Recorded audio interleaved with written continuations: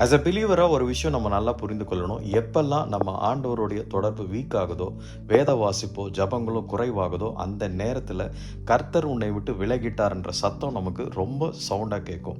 ஏன்னா கர்த்தரோடு நமக்கு இருக்கிற அந்த கனெக்டிவிட்டி எப்பெல்லாம் வீக் ஆகுதோ அப்போது நம்முடைய எதிரியானவனுக்கு, அந்த ஈவில் டீமுக்கு பெரிய ஸ்ட்ரென்த் அந்த இடத்துல கொடுக்கப்படுது. அப்போ அந்த இடத்துல எப்போ விழுங்கலாம் என்று கர்ஜிக்கிற சிங்கத்தை போல காத்திருக்கிற அந்த சத்ருவுக்கு அது ஒரு பெரிய பிளாட்ஃபார்மாக மாறுது.